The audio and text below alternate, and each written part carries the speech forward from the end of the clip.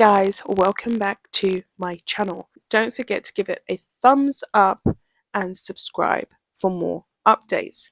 So let's get into the latest debacle in the Sussex camp. Prince Harold is having extreme visa issues, and he's having a lot of issues with his visa because a conservative think tank such as the Heritage Foundation is delving deeper into his visa application regarding claims of his self-titled book, The Spare, which he released on the 10th of January 2023. So, of course, we know that he made extreme claims in his book about substance abuse and substance use, and this has landed him in hot water. Now, Prince Harold has recently emerged on social media upon the release of the redacted files by the Department of Homeland Security regarding his visa application, looking worse for wear. He looked very exhausted, his nose looked extremely red, which suggests to me that Prince Harold is possibly still on the Coca-Cola train without getting too deep into that. So he looked rather exasperated, exhausted, and worn out. He had a worn out t-shirt that he was donning, which looked as though he'd been wearing it for the last 6 weeks, and he emerged out of a black SUV Range Rover gas guzzling car. He looked as though he'd actually been sleeping in that car for quite some time. So he's having a lot of issues, and it shows not only with his status and his right to stay in the United States of America, but also regarding his personal marital issues. He's not happy in the Sussex camp anymore, and rumours, as I said in my previous post, have been swirling that he is desperately seeking some kind of comfort in his ex, Chelsea Davies. Now, there have also been rumoured many other ladies on the list of Harry's pursuit, because, of course, he's not happy with Rachel anymore. Rachel is doing his nutting. Rachel has a hell of a lot of narcissistic issues. And, of course, her ailing Netflix series with Love Meghan is tanking so badly that the Commander-in-Chief of Netflix himself, from the very top of the organization, has basically said, we are supporting Meghan Markle's Netflix series because, in so many words, people are extremely fascinated by her. He didn't say impressed by her, he didn't say admire her, he just literally said people are very fascinated by Mexi, and therefore that's why we have continued her contract. Now, of course, he's just trying to save his own brand image, because anything associated with the Harkles is pretty much quite diabolically put together and a sham and perceived terribly worldwide. So what can he do, and how can he really justify giving them $100 million to literally put flowers in ice cubes and stick tea bags in the LA sun, which is effectively what Mexi has done? So before I get too carried away with that, let me get back to Mr. Harold's visa issues. So the Heritage Foundation launched a case against Mr. Harold upon the debut of his book, The Spare, back in 2023, requesting exactly what was put in his immigration visa application, because with everything that he divulged unnecessarily in his Spare novel, he would not and should not have, as a regular normal person, being granted residency in the United States of America. And what they want to know is, under what visa exactly is Mr. Harold residing in America with? And secondly, did he actually confess to his prolific heavy substance usages? Now, of course, we know that Mr. Harold did lie repeatedly, continually in his visa application, and therefore the Department of Homeland Security, strangely enough, are refusing to release those specific details, because it has been claimed by Harold's legal team that he would be a vulnerable person, vulnerable to the scrutiny of the public eye and the media, and it's not necessarily in the public's interest to know exactly what he put on those applications. I, however, beg to disagree. I do think that it is the American citizen's right to know exactly what visa he is actually residing in LA with, because of course that may or may not allow him access to US taxpayer funded public services such as security and things of the like. We know that the Harkles made a big debacle about losing their security allowance when they decided to step down as senior members of the royal firm, because they simply just wanted to bum around and, I guess, pick up Netflix contracts and Spotify contracts. A sweet tune of 20 million for Spotify and 100 million for Netflix for doing pretty much absolutely nothing. So with all that being said, the US citizens are deserving of a answer, and they are deserving of knowing what exactly is in the documentation. Now, on Tuesday, the documents were released, but of course, they're significantly blacked out, as you will see here coming up in the video. You can't really make out as to what the hell is in the documentation and what did he write regarding the questions. And so, Mr. Howell, who is called Mike Howell, executive director for the oversight project at the Heritage Foundation, has pretty much said that it's a risk to the US citizens to harbour someone who has strong, heavy views which are anti the election results that have put Mr. Donald Trump in power in the position as the US president again. Him and his wife are extremely woke, they're extremely left wing, and they were avid supporters, of course, of the Democrat Party and very anti Donald Trump himself. Meghan has gone on stage in the past, way before her union with Mr. Harold, and pretty much said, as Rachel, that, you know, she thinks that he's a misogynist. She thinks that he's a danger to society, in so many words.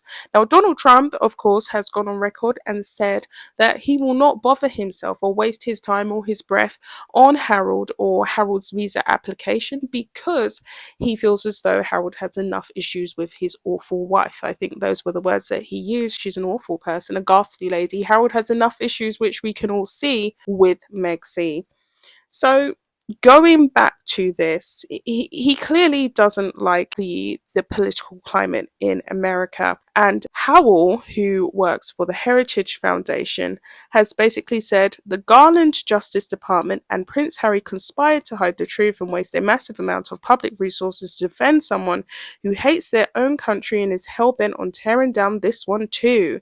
Harry should self-deport now. He can use his royal status to drink at the Netflix liberal grift machine and bash the results of the 2024 presidential election back in the UK on their taxpayer dime. And so he's basically insinuating that Mr. Harold essentially is someone who shouldn't be in the country and who is a waste of space.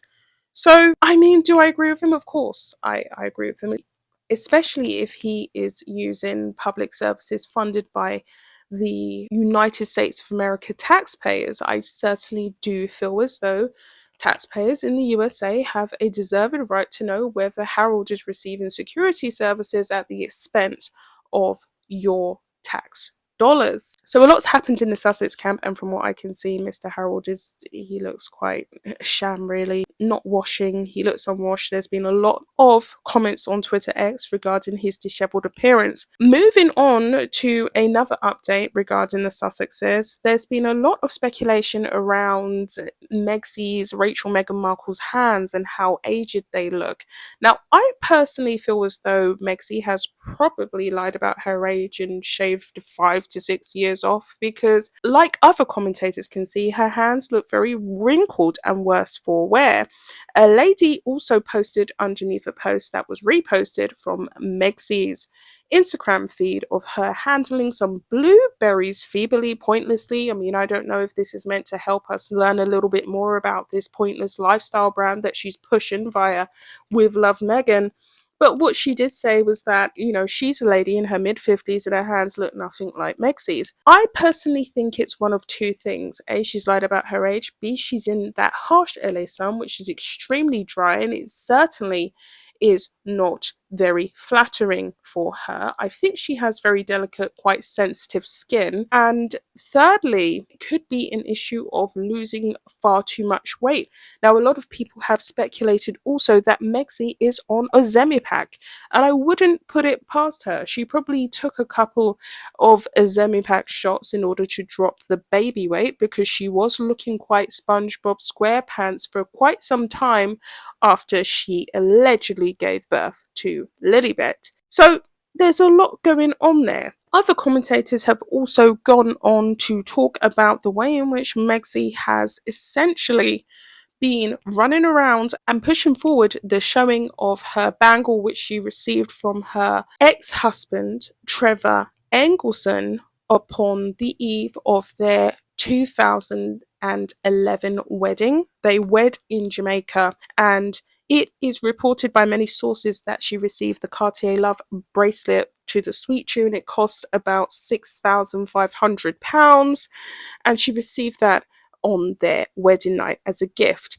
Now, a lot of people have asked the question, why does she keep on flaunting this very old relic from her ex-husband, who has clearly moved on with his life and is clearly happy? He just welcomed a third child on the 5th of February with his lovely new wife called Tracy Kirkland, if I'm correct. And he's happy. I mean, he's moved on. He's not thinking about her. He has a better quality life without her, because let's think about it.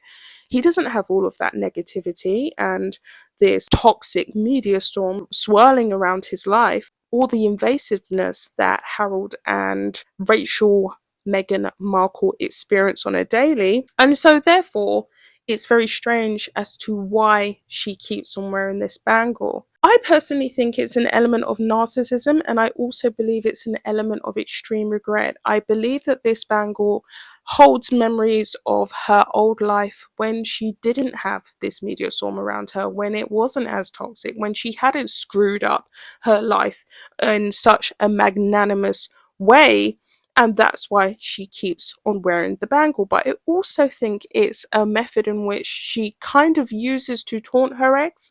They do say that narcissists never really let their exes go. They kind of linger around in their mind like a skeleton in their closet. And I do think it's a sign of her ever-growing jealousy of Trevor. He moved on, he found love, he remarried, he's happy, he's fulfilled, he's had a third child, he doesn't have all the issues in his life that she now has.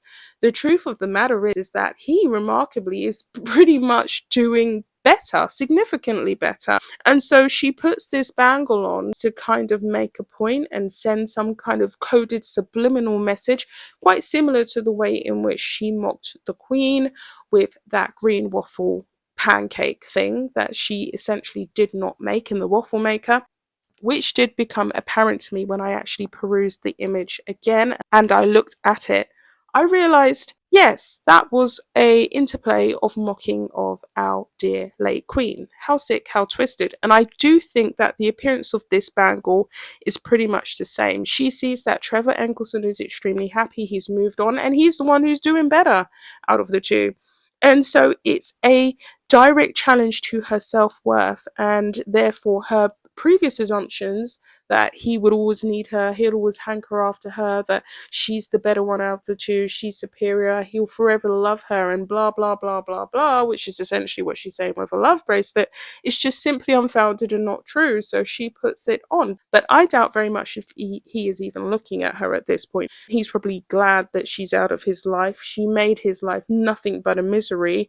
A lot of sources have leaked in the past that essentially she sent him back the wedding ring and engagement ring that he purchased for her in the post. So with all that being said, guys, I've covered a few things. There are many things that I want to cover, and I will cover it in the next post. So I will be back. Take care of yourselves. Bye for now.